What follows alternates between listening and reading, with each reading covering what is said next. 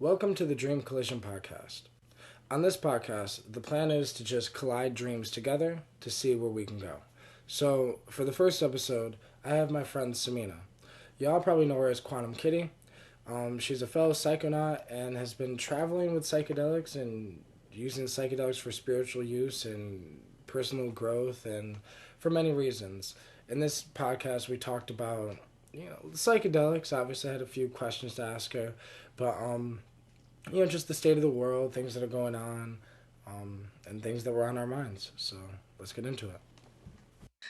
I was making a lot of content before, but then I realized that I needed some time for myself and I needed to make some art and I needed to, you know, make money because I have to survive. And so nobody's really, you know, as an artist, you're not really, you're working so hard. And when you're first starting, you're really establishing yourself and really building and not really making. So you have, another job or you have another stream of income or something. And it was my goal to do what I love. And I wanted to put all my energy into something for myself because for years I didn't do anything for myself. And I just felt like I was giving and giving and giving and giving. And it was time to do for me and to receive and like just I still do content and I want to go back into it when I feel like, you know, I've done something and for me and I've taken that time to just rest because we're doing videos and we're doing videos like we're not really taking any time for ourselves, or at least I wasn't. And I was doing a lot for people and we're kind and I just want to do. And sometimes I have to shut off the phone. I have to, just chill out and just be. And like, I spend my time doing whatever the hell I want to do. And even the things they would say, oh, it was before I'd be like, I'm wasting my time. And now I'm just like, no, this is what I want to do right now. And that's okay.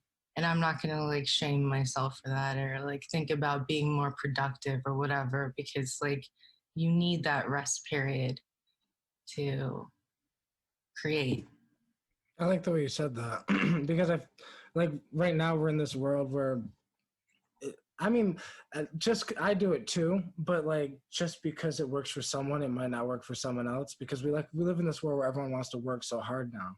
We want to like work ourselves to death, and that's why I said like I'm to fault too because I do it too. But I just know I'm doing what makes me happy.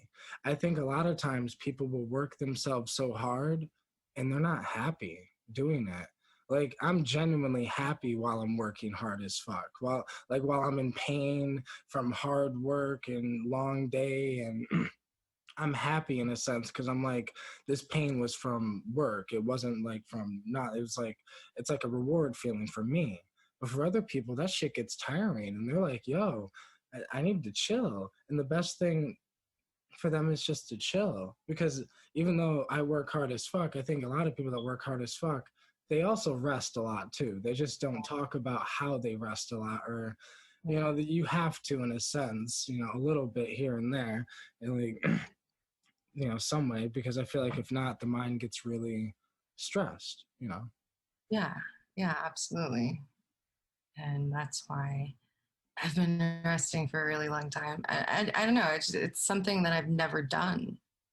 Mm. I'm doing, always doing a video, always, and you just realize you're like, it's just, it, for me at least, like, because I have the lucid dream, you know, all that stuff and feeling everything. It's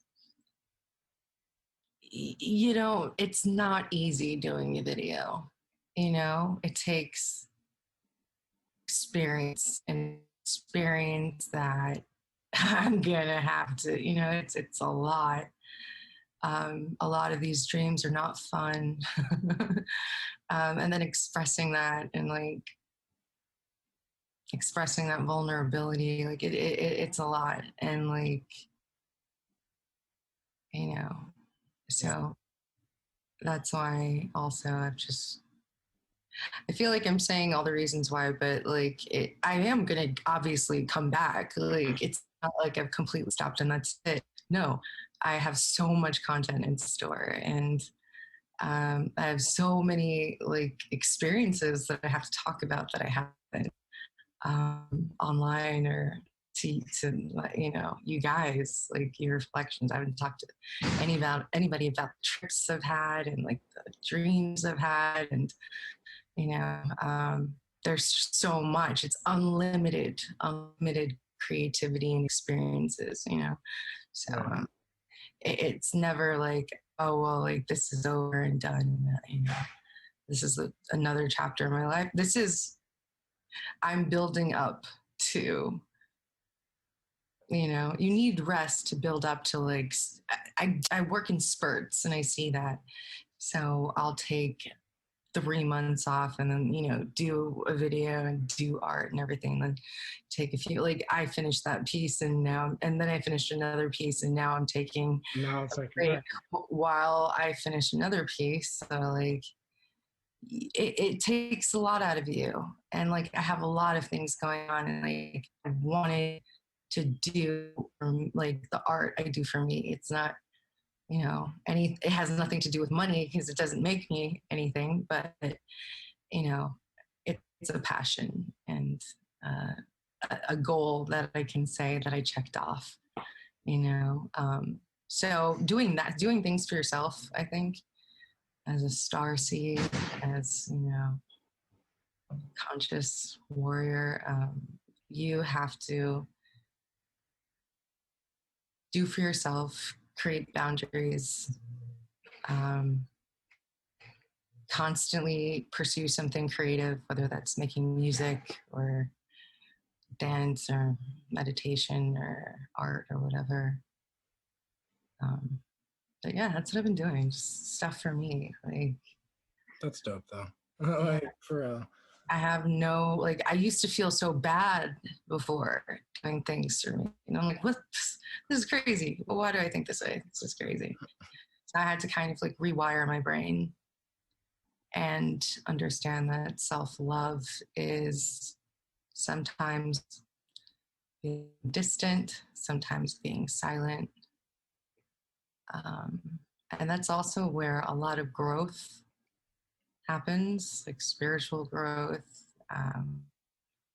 Turn my 30s now, like there's just like you just become silent because just you realize all the videos and everything amount to nothing of the fraction of the stuff that you've witnessed after the awakening. There's stages and you go from obstacle to obstacle and it's just like worse and worse, or it feels like it's worse and worse, but it's really getting better. But yeah, that's what I've been dealing with, like ego death after ego death, like not an ego death, but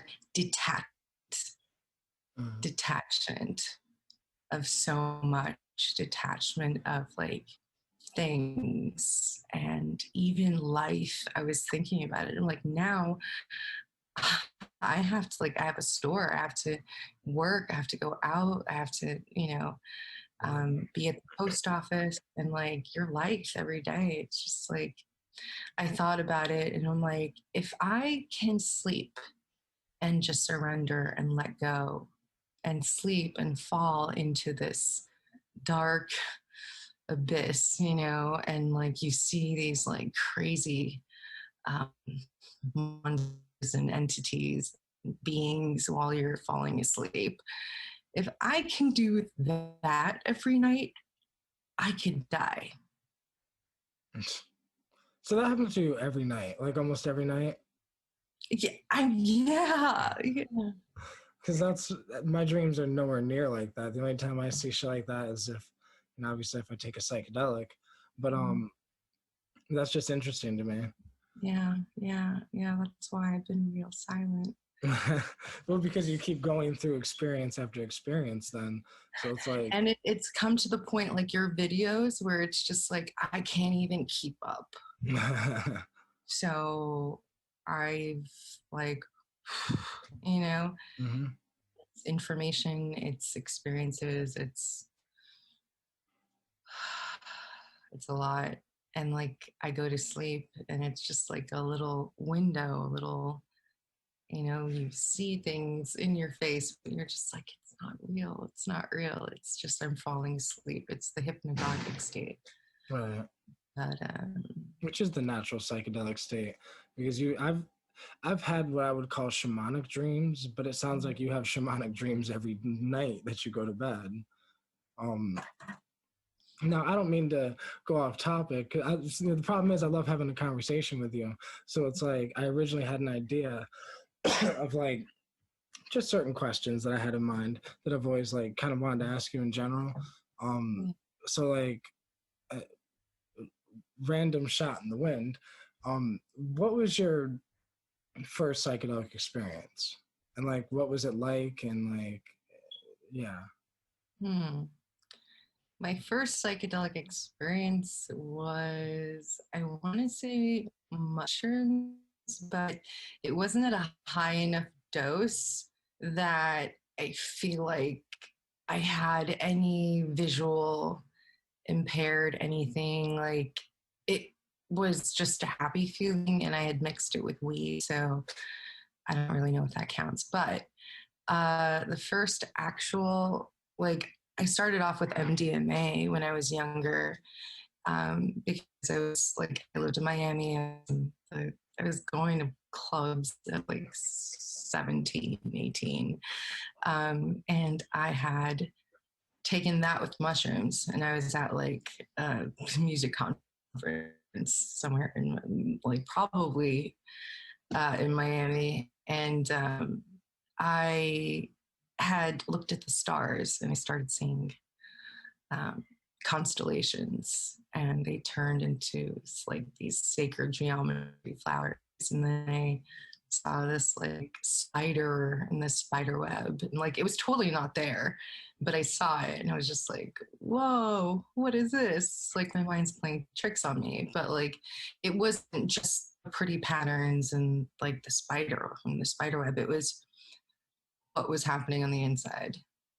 And that was really interesting. That was like my first experience of like tripping, if you want to call it that. But then my first real psychedelic experience was with DMT. So And what was that like? uh, I kept on dumping it and dumping it, dumping it and dumping it into my bowl until I broke through. And I didn't even know how much I'd smoked. I just, because it wasn't happening. And I think that was like, the little kind of warning for me of just like, this is going to change your life. You could just quit right now. But I just wasn't having it. And I was listening to way too much Terrence McKenna. And I was just like, nope, this is happening. And I did. And as soon as I did, I saw, like he says, the first thing you see is the chrysanthemum, the mandala. And I saw that. And it was amber, glowing orange and yellow and red. And I was like, that's it. And I flew past it. And then he was talking about bed balls and, the crackling in the ear and all of these things, and feeling a presence or an entity that was right next to my bed. And it's what I interpreted as God, because it was formless and shapeless, or an angel, one of the two, but huge telepathic thing that said, this is God. Like, this is at your bed. This is the first thing that you meet when you are in DMT space. And I just cried, and I was just like, oh, wow, he was always here. And then I saw, it was these bouncy balls that he was talking about, and they were like going through me. And I realized that the bouncy balls are literally subatomic particles, and it was what you were made out of. And it's just showing you, physics and vibration and energy and frequency. That's basically energy, and that's what we are. And it scared me to death, but you were vibrating as it was going through you and down your throat and in your body.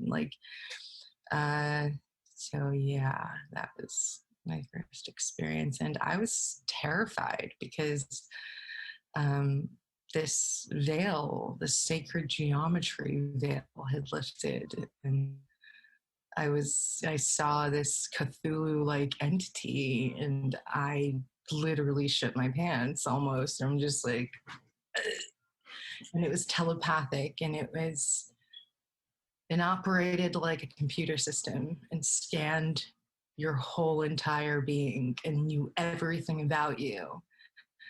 And that's how they communicate. And I was just like, what the fuck is this? Right, though. That's just, I mean, but that's psychedelics for you. That's DMT for you. But like, because yeah, my first psychedelic experience was salvia, but like DMT is the one that kind of just got me into it too, in a way. Like it kind of, and yeah, listening to way too much Terrence will get you to like end up smoking DMT, trying to figure out like, I wonder if this shit's real. What's going on? And you realize that he basically, through his lectures, created these psychedelic markers, or like little pinpoints within the psychedelic trip. Right. You could map out, and it's this collective shared experience. In a sense, we're all doing that. In a sense, like we're all kind of, every one of us, every psychonaut is putting out a trip report and putting out that little tiny bit of the psychedelic world, and it's an interesting thing to see. Because like during this quarantine, I've been watching trip reports and just watching like new people doing new trip reports, like people I've never seen before, and like it's just interesting how there's this new come up of psychedelics in general. So you kind of already answered kind of the question like already in a sense with like the in the beginning, because I was going to ask you like kind of what you've been up to lately in a sense, but so it's just like art and relaxing and vibing. Yeah, art, relaxing, chilling, dreaming, meditating. Like you become so much more serious. Like it becomes what you do. It becomes life. It becomes just a lifestyle. Yeah, like a way of, yeah. And I've been really inconsistent with a lot of things, but meditation and lucid dreaming and all that stuff, like it's something that I've need to do to, just relax, And also, like, let me tell you something, like lucid dreaming for me to my shit and have a psychedelic experience within the lucid dream to fix whatever the heck is going on has been so much more, I'm gonna say easier, because it has been easier. It's been just as fucking difficult. But when you're dreaming, you have absolutely no control. You didn't take a psychedelic. You didn't have that, I can do it. I don't, like, it's just done. And you can't do anything about it. You just have to experience it and learn whatever message, whatever symbolism, whatever there is to get out of that. So I think because it's been like, you got to do this, it's almost just like, I guess I am a lot stronger than I thought I was. Aren't we all though, right?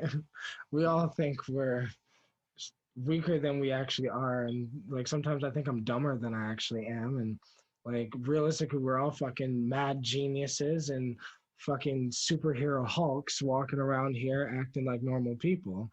But you know I had a bunch of other questions. I should have wrote them down, but I just felt like it's better off to go off the fly and just keep it real and authentic. um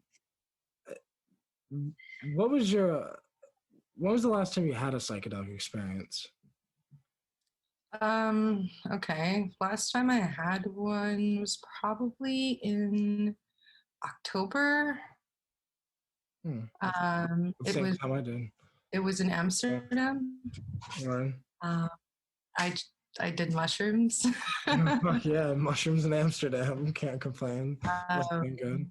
it was very interesting. It was very, very interesting. First time I had an auditory hallucination other than DMT and maybe acid. Maybe it was like in like a high dose, my first acid experience where I just like, well, it happened again. It was like this auditory hallucination where I was just like, did this random person that was in like a souvenir shop ask me if I wanted mushrooms because I heard want some mushrooms. I'm like, what? Like, I didn't.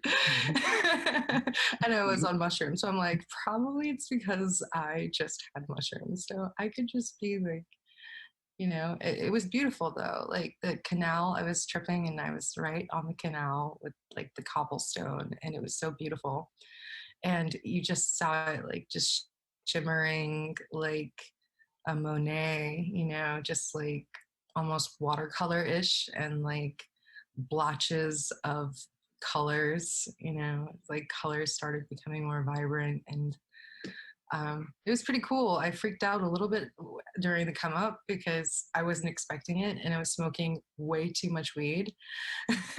We weren't drinking at all, which is great, but I was in a coffee shop and don't, it's bad etiquette in Amsterdam. If you take mushrooms at a coffee shop, they do not like that. Actually, they frown upon that. So don't do it. And don't take it out in public when you're in a coffee shop doing that because they will call you out. I didn't, but I can understand why they don't want you tripping at a coffee shop because when you're on mushrooms, you have this sudden anxiety, and like my first reaction was to just get up and just run out of the coffee shop because it was just like, oh my God, like I don't know what to do with myself. And then I was outside and like I had the fresh air, and that's when the trip really began. And like I started seeing like this watercolor effect on the canal and the cobblestone and the little ferries and like boats going by. And it was just so cool. Like it was a really cool experience. Other than that, I also did acid again, and that was pretty powerful. Um, it was really interesting. I don't really want to. I mean, I can't say certain parts of it, only because the place I was doing it at. But it was another of those experiences where you know there's no such thing as microdosing on acid for me, or like I took half a tab and I felt it, like I was full on talking to entities and it was, I was like, I just can't trip to trip. Like it just it doesn't happen, It always ends up deep I somehow. wish. Always in the deep end, always. And it's, you start realizing, I don't do, it's because I don't do it as often.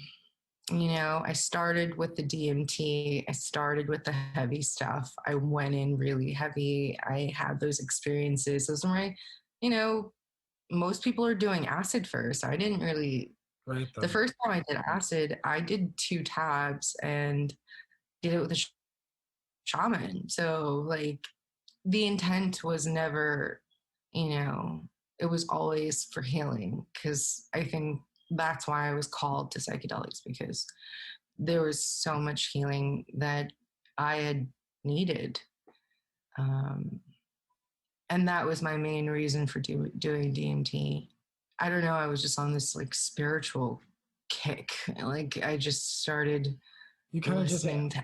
you kind of just lots. answered Yeah. another question I was gonna ask, which is like, kind of like how did psychedelics even come on your radar? Like, I um, was just, I don't even know. Honestly, I don't even know. It just was one of those things where I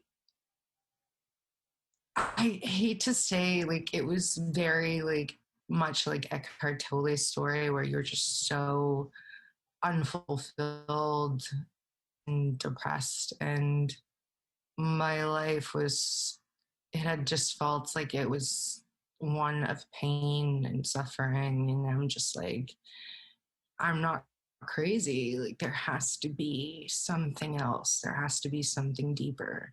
You know, I was always asking these questions. I was always talking about these ideas that were very like, everybody in my family was just, my grandmother calls me sensitive. She's like, you're sensitive. You've always been sensitive, you know? So it was just something that I started being called to. And it had everything to do with my healing, and healing that, as selfish as it is, like you have to be, because you can't really do anything on this earth until you start healing as a starseed, as whatever, uh, a spiritual practitioner, whatever you want to call yourself. There's a lot of darkness I found myself in. And I knew that it was something spiritual, and it was a spiritual duality that we were dealing with. It was, you know, there was some serious evil and some serious good. And I always believed in that. I was very interested in magic. I used to get in trouble for doing magic and buying spell books. And, you know, my mom would find them under my bed and she'd, you know, throw them all out. So it was something within me, you know, Hermeticism and philosophy and spiritual awakening and Wiccanism, paganism, um, Kabbalism, you know, like just so many mystery schools. I was just really into that. Growing up as a child, I remember my uncle had bought me this Egyptian papyrus, and I was really into Egyptology as a child, ancient civilizations history. So, yeah, I was just very, I was a reader. I was like, you know, a bookworm. So, and a practicing pagan at 12 years old. yes. Much to my parents and grandparents' dismay, they're just like, "Oh fuck, she's Satan." Like that's It's what you just would like, think. Yeah.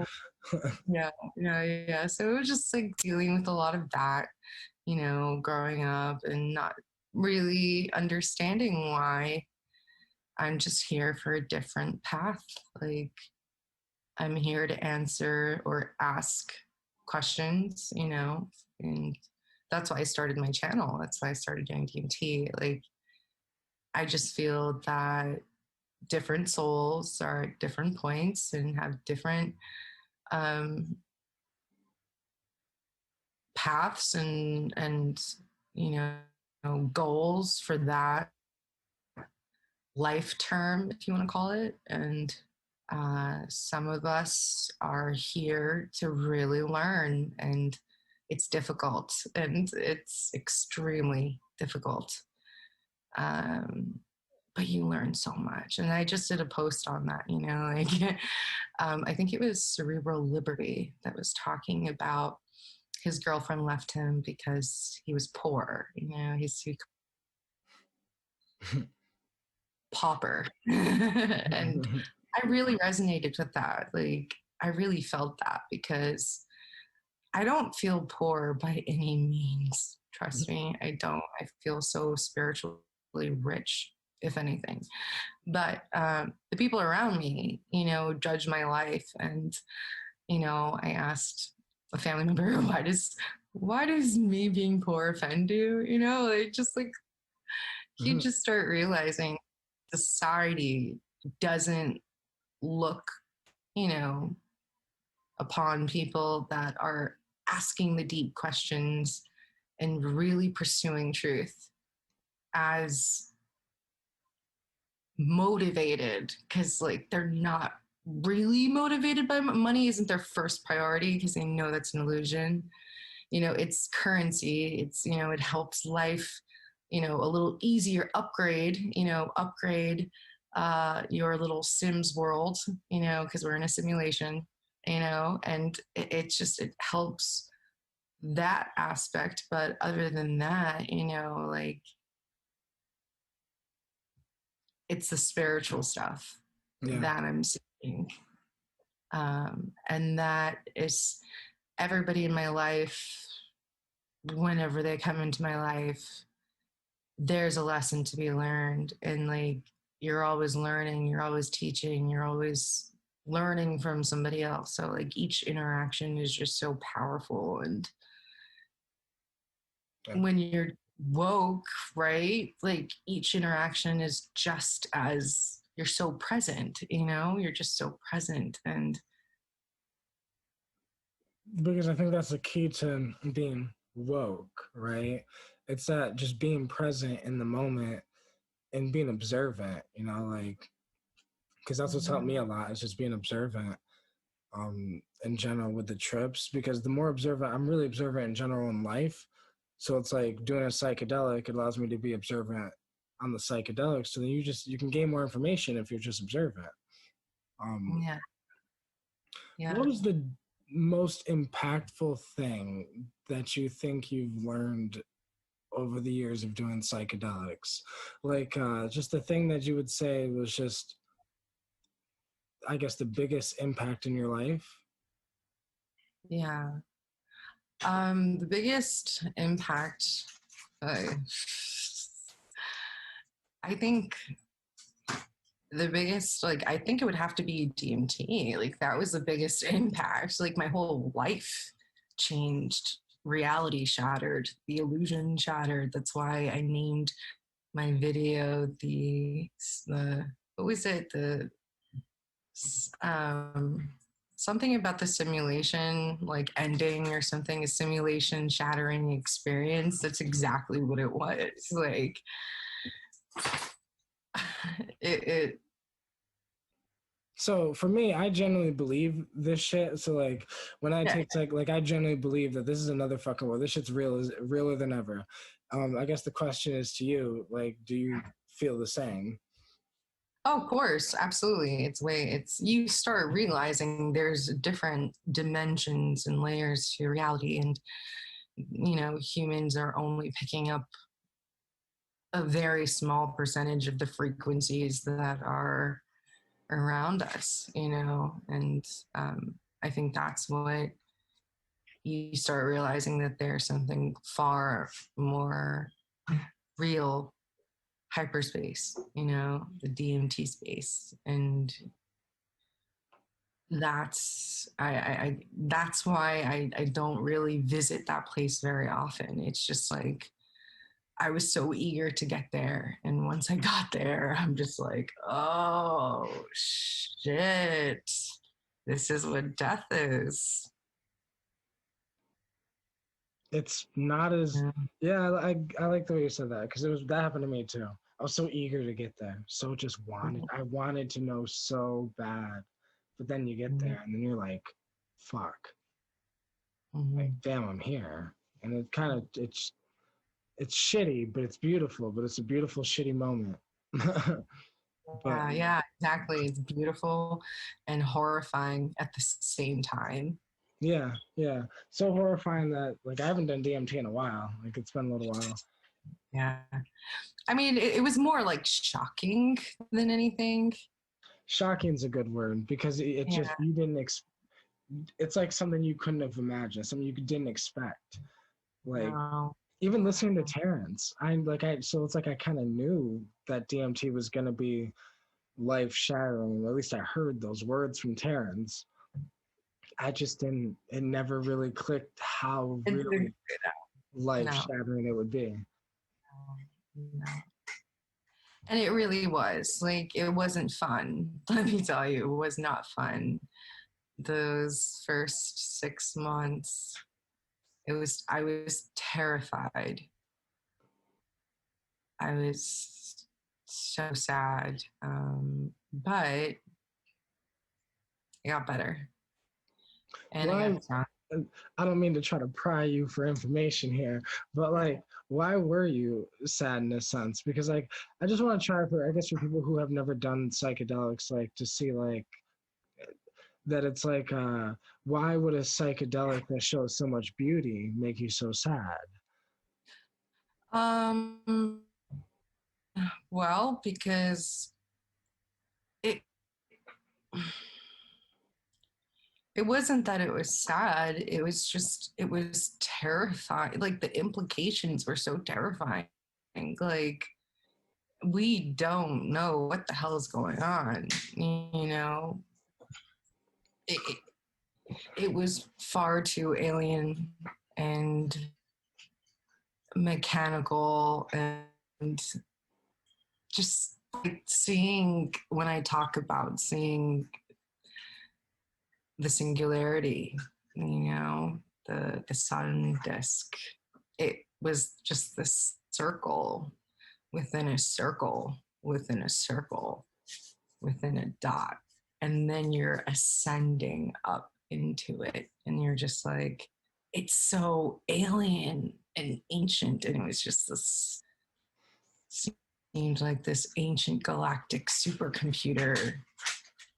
And I was just like, you're simultaneously losing your mind while uploading all of this information and dying at the same time.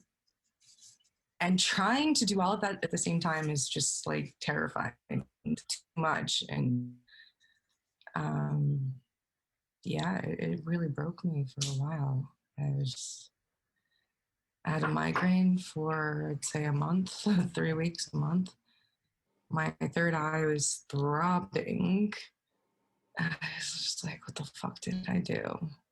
I've heard multiple And people say that, and that happened, like including me, that for some reason after the first, I don't know, month or 2 or 3 of using DMT, and then I took a break for a while. Um, my it was like my third eye was hurting or something. That's like I had headaches, but like I don't know, it was weird. yeah, yeah, yeah. I've heard some people say that that's your third eye decalcifying. That DMT decalcifies your. Oh, I felt it crack. It Yeah, cracked. That's my neck. Yeah, it cracked. yeah. And I heard like this pop. That's my neck. No, I was talking about something else. Okay. No, it popped and I felt like this release. And then I had this migraine and I couldn't open eyes for a good 3 weeks. I couldn't even leave my apartment. I had to order food. I had to just keep like everything dim. And it was difficult because I was also like, I had done too much DMT. I was in that Dennis McKenna of like losing your mind mode and having to shamanically guide myself back to reality. And that was not fun, but it's why I am the way I am now. A few years later, it just shows that what the mind can heal from, the mind like needs that breaking down. Self needs that breaking down. We're all gonna have to die. Why not do it before you actually die, you know? And I think that's the thing that I've been really focusing on more so post DMT, is coming to terms with death, coming to terms with the natural cycles of life, coming to terms and understanding the lessons that I'm supposed to learn. Um, and, becoming older, like having it be a celebration. Ram Dass, what's his name? Alex Gray, all these older people were just like, they're still living life beautifully. And Ram Dass had lived life beautifully until his very end. Right. Right. That's Right. what I want. Like I think that's enlightenment, if anything is, Yeah. Well, I mean, it's like they kind of put their thing in, and now they're just laying back, because Ram Dass was going in for a while. Ram Dass and Timothy Leary, they were like the crazy, insane duo. Now Ram Dass was a lot more laid back than Timothy Leary. Timothy Leary was the wild one, like, but yeah. but it's just interesting how a lot of these old heads, they still have their peace. Like it's because I think we live in a society where everyone's searching for happiness, but these people found peace. There's a I feel like there's a difference, but it's the same thing. Like in peace, you can be happy, but in happiness, sometimes you won't feel peace. So like it's one of those weird things. Yeah, absolutely. And like that's basically what it's been about. Like I think that's what I've gotten from this whole virus thing. It's just like we're all gonna die, and that's normal. I guess that's another Like question. A couple more questions then. I feel like the What's your rest of opinion the on the world. virus? I feel like the rest of the world is finally catching up to where Samina's been for the past 4 years. Like I've been social distancing, I've been isolating, I've been, thinking and wondering about death every day. So these are all things that have become very normal. And I'm just like, hey guys, welcome to the party, So like, I think the whole world is having an awakening. I think this is what happens when there's a major change in like the evolution, within the species and lots of species, not just us. Right, though, because this will affect the whole thing, not just us. Yeah, the whole. Yeah, exactly. Not just us. So I think that's what it is. I think that through pain comes growth. It's just a thing. And I had a dream about this, and it was like an ascended master, this Asian guy with this long white beard, and this long white hair. And he was showing me pain and suffering and why pain and suffering exists and what it's about, and how it's normally just humans inflicting pain upon each other. And it's far more useful in understanding, life and what we're doing here, and it's a struggle. And I think humanity's always had to adapt and survive. Like I feel like it's just another thing that we're dealing with.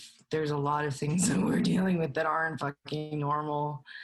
And I think there's a lot of things that aren't normal recently that's become very normal. And I'm just like, it's been a very weird time, Right. So Can I have?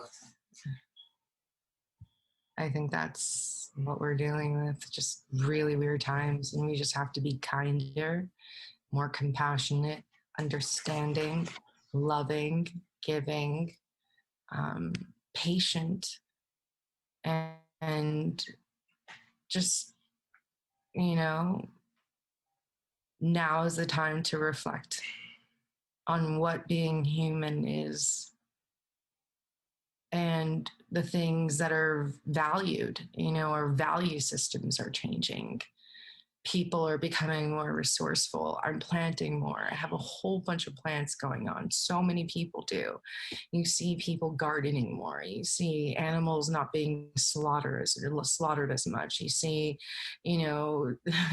people using less fuel and planes, not taking off, and like all this pollution. Just, good things are happening because humanity, where we destroy everything to get what we want, and we've been so out of touch with nature and with the natural cycle and rhythm of the planet, and being in touch with everything, and at one with the spirit, and at one with nature, with one with the wind and the elements and all, like animals, we've been doing too much. And it's just, I feel a natural reaction from our atmosphere telling us slowly roll.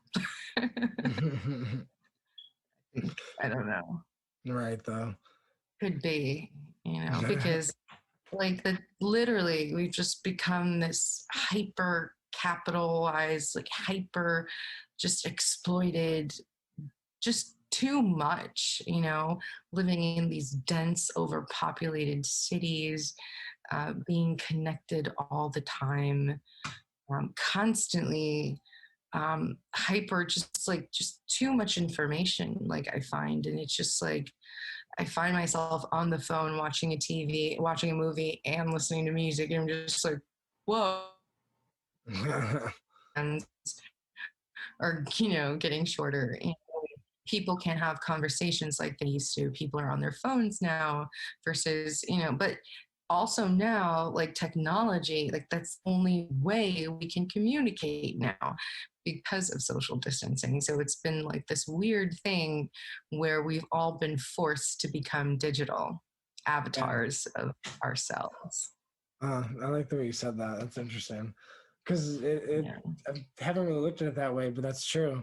That even though we've already been kind of consumed by technology and using our phones, now, in a sense, this is the only way, realistically, because we're not supposed to be hanging out, in a crowd of people and all this other shit. Now, me being me, I feel like I'm outside more now than ever, but that's only because I have a job. So so now it's like I have to be outside compared to before.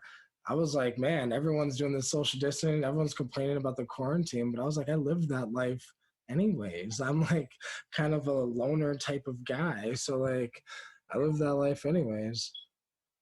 But I guess the last question I would have is so because the podcast name is the Dream Collision Podcast.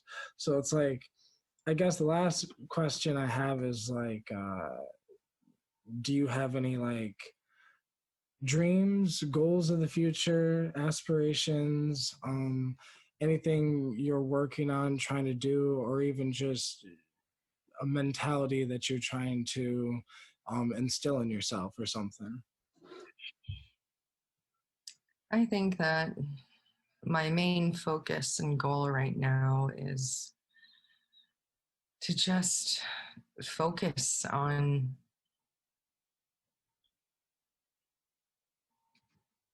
not taking life for granted, just like being more present with people, being more loving with people, expressing more emotion with people, just being more communicative, like talking, expressing how I feel, telling people how I feel, standing up for what I believe in. Just like these are things I think the older you get, when you're younger, it's really hard to like, be very sure of yourself. And just the older you get, the more sure that you're just like, oh, like, no, this has always been weird.